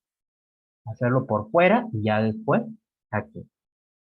¿Ok? Y siempre que se va a dispensar un líquido, una vez que ya se tomó en la micropipeta y se va a pasar a otro recipiente, esa dispensación debe ser con la punta de la micropipeta tocando una de las paredes del recipiente y además estando lo más cerca posible de la superficie del líquido, si es que ya tiene el líquido, el recipiente donde voy a hacer el trasvase. ¿Ok? También otra recomendación es que las propias puntas que tengan la micropipeta pues, tengan un filtro. ¿Sí? Las más económicas no tienen filtro, pero se recomienda que estas las tengan. Y que además las propias micropipetas permitan esterilizarse en autoclave. ¿Ok? Por supuesto, nunca tocarlas, también a la misma directiva de hace rato, nunca tocar las micropipetas con la mano desnuda. ¿Ok? Y por supuesto, desechar cada punta una vez que se ha utilizado y para eso pues, venden este tipo de recipientes, ¿no? Estos transparentitos o estos rojos, si es que estamos manipulando igual material biológico infeccioso con las puntas de la micropipeta. ¿Sí? Además de ello, pues también tenemos otras prácticas, ¿sí? Que es, en el dado caso de tener que hacer cultivos con asa, pues estos tienen que esterilizarse entre cada paso, de preferencia con estos aparatitos que parecen secadoras de pelo, que se llaman microincinerador. Es un horno tubular, ¿sí? En lugar de utilizar un mechero de Bunsen, pues mejor utilizar un microincinerador. ¿Por qué? Porque con un mechero de Bunsen, pues normalmente cuando uno toma una asa de cultivo, pues esta puede tener todavía una porción de líquido. Y entonces el flamazo del propio mechero, pues lo puede dispersar. ¿Y eso qué hace? Pues generar un aerosol, que es lo que buscamos evitar. ¿ok? Y si no hay incinerador, pues entonces mejor preferir utilizar asas desechables, ¿no? Igual, siempre desinfectar las superficies de trabajo antes, si se puede, durante y al final de cada jornada de trabajo. Siempre hay que hacer, ¿sí? Y de hecho, en algunos casos, pues habrá algún protocolo específico dependiendo de qué se trate, ¿no? Hay protocolos que están dentro del propio manual de las cabinas de bioseguridad. Ahí dice también qué protocolo debo de seguir para desinfectarlas o descontaminarlas. Lo mismo para el material de laboratorio, vidrería, micropipetas, etcétera. Todo eso ya hay protocolos especializados, es decir, pues, cómo hay que desinfectarlos y con qué, ¿no? En el caso de utilizar centrífugas, verificar que los tubos y los cestos, o sea, la parte que recibe los tubitos, pues sea hermética, ¿sí? Si se van a utilizar trituradores de tejidos o trituradores de alguna pieza, normalmente se venden de varios materiales, pero hay que preferir aquellos que la punta o el material que se encargue de hacer la parte de la trituración sea de teflón, ¿sí? ¿Por qué de teflón? Porque como el teflón tiene una tensión superficial muy elevada, entonces casi no se le va a pegar el agua, ¿sí? Entonces, si no se le pega el agua, pues no se le pegan soluciones donde pudieran haber microorganismos, ¿sí? Y entonces estos no se van a adherir tan fácil a la superficie del triturado, ¿ok? Cuando se esté manejando material punzocortante, ¿sí? Primero que todo, la primera medida para disminuir el riesgo al utilizar material punzocortante es evitar usarlo. Sí, esa es la primera manera, ¿no? Si se tiene que utilizar, entonces, pues, hay que tener un entrenamiento en cómo utilizar ese material punzocortante, ¿ok? Si es posible, utilizar algunos de estos dispositivos, ya quizá algunos de ustedes ya conozcan, ¿sí? Que son distintos tipos de agujas con alguna medida de protección. Por ejemplo, estas que son retráctiles, otras que llevan una camisa protectora, esta que es la aguja alada, que es la que principalmente se utiliza para extraer muestras de sangre, y estas otras que no tienen una punta biselada como tal, sino que están diseñadas de manera que esta punta a nivel microscópico tiene un bisel, ¿sí? Que es el que permite penetrar la parte de la piel y poder utilizarlo, ¿no? Por supuesto, nunca reencapsular una aguja ya utilizada. O sea, si ya lo utilizaste en ese mismo momento, la tiras. ¿En dónde? En el recipiente adecuado para RPBI punzocortante, ¿no? Eh, Igual, lo que les decía, si está dentro de su alcance, conseguir de estos guantes anticorte para uso quirúrgico en específico, porque si utilizan los otros guantes anticorte, que son como una jaula, pues eso la manipulación pues puede ser un poco torpe. Igual, cuando vayan ustedes a pasar algún utensilio que sea punzocortante, no hay que hacerlo directamente de mano a mano, ¿sí? La técnica adecuada es, si yo, por ejemplo, te voy a pasar un bisturí o te voy a pasar una lanceta, no te la doy así, mira, agarra la lanceta. No, lo tienen que hacer poniéndola en una charolita, así como hacen los cirujanos. Poner una charolita, se lo pasa la charolita a otra persona y ya esa persona toma el utensilio de forma segura desde la charola, ¿sí? Y de hecho también es recomendable hacerlo expresando verbalmente que te voy a pasar este objeto punzocortante. ¿Para qué? Para que tú estés atento. ¿Me explico? ¿Ok? Igual, hay algunos soluciones o muestras o preparaciones que vienen en ampolletas de vidrio. Si bien supuestamente la ampolleta de vidrio está diseñada para que se pueda abrir fácilmente, lo mejor es siempre tener ahí una pequeña lima triangular para hacer una limadura previa, ¿sí? Y que por ahí se rompa más parejito el vidrio, ¿ok?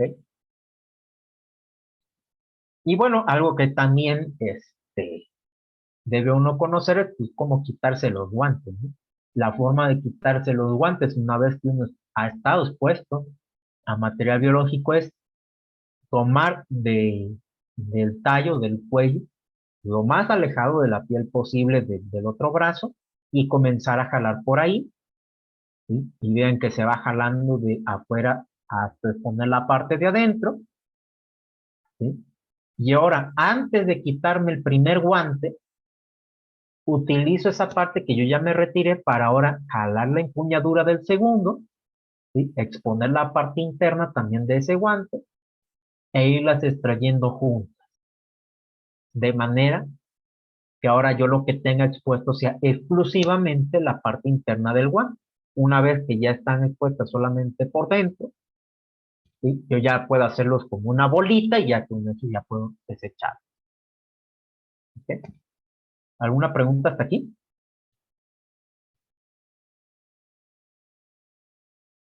¿No? ¿No hay duda? No, nada más nos comentaban que si nos podríamos compartir los cuadros del PBI, el profesor nos está mandando las presentaciones, nosotros se las vamos a hacer llegar a todos los participantes en Sí, los futuros días. sí, y les comentaba, voy a checar si también les puedo compartir toda la carpeta donde tengo la mayoría de las normas que siempre les pongo aquí en la esquina superior, y igual los manuales del CDC y de la OMS, para que de ahí los puedan descargar directamente. Voy a ver si se los puedo compartir porque les repito, ese drive no es mío. Sí, Entonces tengo que ver perfecto. si tengo permiso de compartirlo y si no, tendría yo que subir todo ese material uno por uno. Sí, pero me parece perfecto, profesor. Podemos Perfecto. continuar. Nos Oh, quedan 20 minutos. sí, entonces, a ver, es que creo que me voy a quedar un poquito corto. Voy a tratar de ir un poquito más rápido. Sí, no hay problema. Gracias. Este, ahora viene la parte de peligros radiológicos, igual esta parte es corta, ¿sí? Y pues primero conocer, ¿no? ¿A qué me estoy exponiendo cuando hablo de peligros radiológicos? Pues primero se trata de, ya sea radiación ionizante generada por algún proceso físico o también generada por alguna sustancia, ¿sí? Que esta sustancia pues podría ser algún radionúclido, ¿sí? Que será entonces aquella sustancia donde la cantidad de neutrones en su núcleo pues sea aquella la suficiente como para desestabilizar el núcleo del mismo y pues se vea en la necesidad de desintegrarse emitiendo algún tipo de energía, ¿ok? Y es lo que vamos a llamar pues decaimiento radiactivo. Aquí pongo algunos de los ejemplos de radionúclidos más comunes, ¿sí? Por ejemplo, el cobalto 60 que se utiliza en algunas fuentes para equipos de diagnóstico médico, igual el tecnecio, yodo 171 que se utiliza principalmente para tratamientos de tiroides, si mal no recuerdo, distintas formas de uranio, entre otros. De todos los posibles procesos de decaimiento radiactivo, los que más me van a preocupar son estos cinco, ¿sí?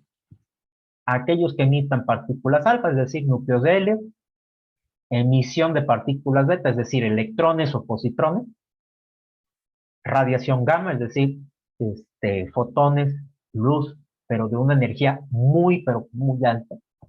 Por supuesto, rayos X y también rayos ultravioleta.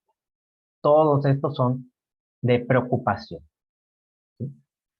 Pero, pues tenemos la ventaja que, dependiendo del tipo de energía de cada una de estas emisiones, ¿sí? Pues puedo requerir material más o menos denso que me permita filtrarlo de forma efectiva, ¿sí? Por ejemplo, para filtrar partículas alfa, basta con papel, pero para emisión de electrones o de positrones, pues ahí ya tengo que utilizar madera o algún metal ligero, llámese, por ejemplo, aluminio o acero. Y ya para filtrar radiación gamma, ahí sí o sí tengo que usar plomo. ¿Ok? Y entonces, ¿cómo nos exponemos comúnmente a la radiación? Pues hay tres maneras. Exposición ocupacional, es decir, asociada a nuestra propia actividad en el laboratorio. Exposición médica, es decir, ahora siendo nosotros el paciente. ¿Sí? Y exposición natural. O sea, estamos en un universo que por sí mismo ya tiene radiación cósmica de fondo y aparte pues, tenemos nuestro Sol que además contribuye con otra parte de emisión en el espectro. ¿Ok? Y entonces, ¿cómo sé cuánta radiación estoy percibiendo? Pues ahí entra lo que conocemos como dosimetría. La dosimetría, en general, es una de las ramas del estudio de materiales radiológicos que estudia las distintas maneras de estimar las dosis absorbidas y equivalentes. ¿Sí? La dosis absorbida se define como la energía recibida por unidad de masa. ¿Ok? Este es un valor de energía en bruto. Pero ya lo que vamos a llamar como dosis equivalente es esa energía, pero ahora ponderada o corregida acorde al tipo de radiación. ¿Por qué? Porque no es lo mismo, por ejemplo, un joule de energía asociada a emisión de partículas alfa a un mismo joule, pero ahora asociada, por ejemplo, a emisión de positrones o de rayos gamma o de rayos ultravioleta. ¿Sí? Sus efectos no son los mismos, a pesar de que energéticamente sean igual. ¿Ok? Y luego vamos a tener la dosis efectiva, ¿sí? Que esta va a ser la dosis equivalente, pero ahora ponderada por un factor que va a considerar qué tanto daño biológico ocurre en una parte del organismo debido a esa dosis equivalente recibida. ¿Sí? Porque entonces, si yo ya tengo una determinada dosis equivalente, por ejemplo, de rayos X, estos no van a afectar de igual manera a mi piel, que a la médula ósea, que al hígado, a que si la recibo en las gónadas, en el cerebro, etcétera. De ahí es que ya se hace un cálculo un poquito más complejo y se generan estas tablas de dosis efectiva. ¿Ok? Y entonces, ¿de qué me tengo yo que cuidar? ¿Sí? Como la como la radiación ionizante puede tener efecto acumulativo y en general lo tiene, ¿sí? De lo que yo me tengo que cuidar principalmente es de no rebasar la dosis efectiva o equivalente por determinada unidad de tiempo. ¿Sí? ¿Por qué? Porque si yo voy acumulando dosis de más, a lo largo de los años, esos daños se van a ir acumulando con los anteriores. ¿Sí? Y entonces ahí es donde pueden comenzar a generarse pues, todos los procesos de enfermedades ocasionadas por la radiación. ¿Sí? Esta es una pequeña tablita, esta es una directiva de la Unión Europea que considera pues la cantidad de dosis efectiva y de dosis equivalente que a la que máximo una persona debe estar expuesto en función de si se trata de personal ocupacionalmente expuesto o de público en general. Es decir, esto también se aplicaría, por ejemplo, a pacientes. ¿Ok? Entonces, yo tengo que cuidar de no rebasar estos niveles de dosis efectiva y equivalente. Y para eso, en instalaciones donde yo manipule radiación ionizante, pues tengo que tener alguno de estos equipos, ¿no? Un dosímetro, en este caso este es un dosímetro electrónico, y que ahí me va diciendo el valor en microsieverts, que es la cantidad en la que se suele medir la dosis efectiva y equivalente, ¿sí? O bien en estas tarjetitas, ¿sí? Que es una película delgada que va cambiando de color a medida que también se va exponiendo a la radiación ionizante. Cuando alcanza un determinado nivel de exposición límite, pues hace un cambio de color completo y ahí es donde dice, no, ya te pasaste, ya no te expongas. ¿Sí? ¿Por qué? Porque vas a tener efectos a mediano y largo plazo, ¿sí? O inclusive a corto plazo, dependiendo de qué tanto te hayas pasado de dosis, ¿no?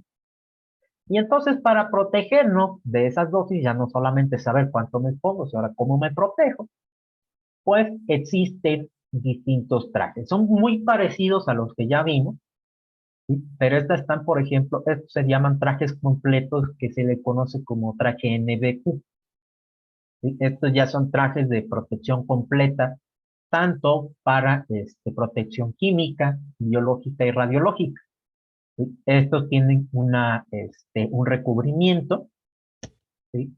Usualmente es una aleación de aluminio, algunas veces tienen plomo, en otros casos es otra aleación especial, ¿sí? Fibratado con la tela con la que se confecciona el traje, además de una hoja de protección. Esta ya hoja de protección que ya suele ser de un material bastante más rígido, ¿sí? Para que lo utilice la persona, y este ya es un traje igual para uso en zonas de desastre, por ejemplo, ¿sí? Otras que son como las cámaras de guantes o las cabinas de bioseguridad clase 3, pero tienen un diseño especial, es decir, diseño con algún metal bastante más denso, con hoja también con vidrio de plomo, etc. Y lo mismo, los delantales de hoja de plomo, que también ya les había yo comentado, estos también son para proteger partes específicas del cuerpo. Por ejemplo, hay una parte que parece como una bufanda, que es para justamente proteger la tiroides, por ejemplo. ¿Ok? ¿Alguna duda hasta aquí? No, Ok. Entonces, hasta aquí termina la parte de peligros químicos, biológicos y radiológicos. Y estoy viendo que me están quedando 10 minutos. Entonces, ¿qué les parece si, pues, todo lo que logra abarcar de lo que nos queda por ver, que ya es cómo actuar en caso de emergencia? ¿Sí? Entonces, sí, igual me parece bien. para que no quede, este, digamos, pendiente por esa parte, lo más que lleguemos a ver, no sé si igual me dejen extenderme aunque sea unos 5 minutos. Sí, claro que sí. Eh, díganme si, a ver, como abrí otra pantalla, tengo que compartirla otra vez, ¿verdad? Sí, A ver, eh, coménteme si se ve. ya se ve. Ok, perfecto.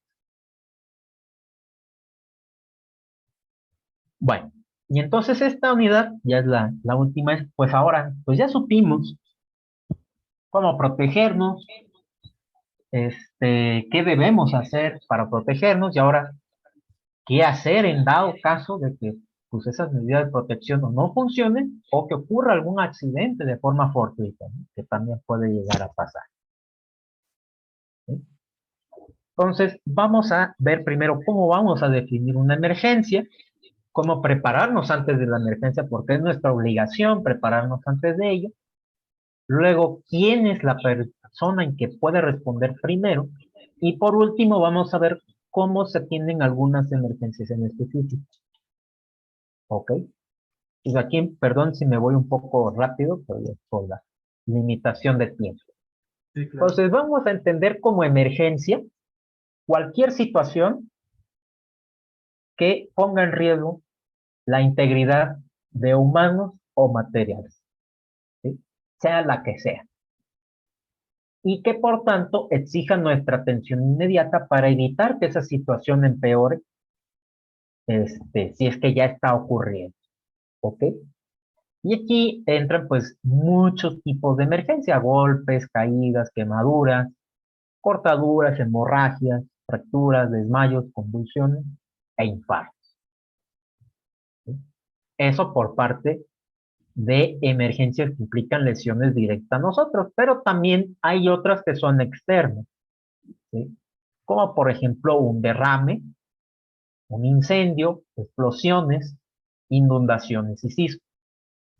Todos ellos se tratan como emergencia, ¿sí? Y por tanto requieren toda la prioridad y toda nuestra atención, ¿sí?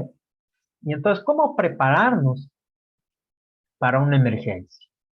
¿Sí? Pues primero tenemos que conocer el hecho de que existen protocolos especializados para atender emergencia. Estos protocolos podemos, digamos, dividirlo en dos tipos: protocolos para usuarios, ¿sí? Y protocolos para personal, operarios y respondientes, ¿sí?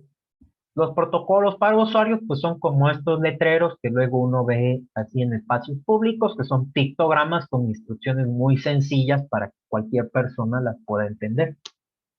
Pero ya para personal, ¿sí? Especializado, gente que, pues, por ejemplo, en lugares donde exista una comisión de seguridad y higiene, ya tienen que existir estos procedimientos que son bastante más especializados, que ya no cualquier persona entiende, sino que ya persona con un entrenamiento lo puede entender, y que vienen ya operaciones e instrucciones bastante más específicas y que también subdivide diversas labores a personas en específico, ¿sí? Es decir, no, pues tal persona se encarga de, por ejemplo, supervisar el extintor, tal persona se encarga de supervisar el suministro eléctrico, así sucesivamente, ¿ok? Otra forma de prepararnos para las emergencias es hacer simulaciones y simulacros, ¿sí? Una simulación es aquella donde vamos a tener un entorno perfectamente controlado y nada más emulamos parcialmente cómo sería una situación de emergencia. Aquí, por ejemplo, están estos niños que están simulando qué pasa cuando una persona se cae y pues, se encuentra con sangre, ¿no? Cómo tienen que inmovilizar a la persona que ha sufrido la caída y entonces cómo esperar la atención de los cuerpos de emergencia. ¿Ok? Esto sirve como un primer entrenamiento o una primera capacitación para el personal que vaya a estar laborando. Una vez que se han hecho simulaciones, ahora lo que viene es hacer como tal, ahora sí, un simulacro, ¿sí? En el simulacro, ahí lo que hacemos es recrear la situación de emergencia, ¿sí? Y ahí es como si todos estuviésemos actuando en una obra, fingiendo que la emergencia es real, ¿sí? Y en ese, digamos, actuación de que la emergencia es real, tenemos que poner en activo todos los sistemas con los que contamos para atender esa emergencia real tal cual como si estuviera ocurriendo y poner en contexto a todo el mundo, ¿sí? De decir, vamos a actuar como si estuviera ocurriendo esto, ¿sí? Y ahí es donde, por ejemplo, pues vienen los famosos simulacros de sismo, ¿sí? Que ahí es donde uno tiene que hacer como si estuviese temblando y pues, salir lo más rápido que pueda, ¿no? Por ejemplo. Lo mismo, existen simulacros para situaciones aquí, por ejemplo, de derrame, ¿sí? Esta es una parte del simulacro donde se practica la descontaminación de una persona que ha estado teniendo un derrame y esta otra de personal de bomberos que atiende un incendio, ¿sí? Lo principal de esto es que se tienen que hacer de forma periódica, ¿sí? Y además de que se tienen que hacer de forma periódica, tienen que estar perfectamente supervisados, ya no nada más por las personas quienes estén enseñando y quienes estén recibiendo la simulación, sino que aquí también ya cuando uno hace un simulacro, lo ideal es que uno avise a Protección Civil y a los cuerpos de emergencia, llámese bomberos, Cruz Roja, etcétera, porque también ellos pueden tener personal especializado que puede emitir recomendaciones sobre el actuar del personal durante el simulacro. ¿Ok? Y entonces, ¿qué no debemos hacer? antes de primero saber qué hacer, primero hay que saber qué no hacer bajo ninguna circunstancia. ¿Ok?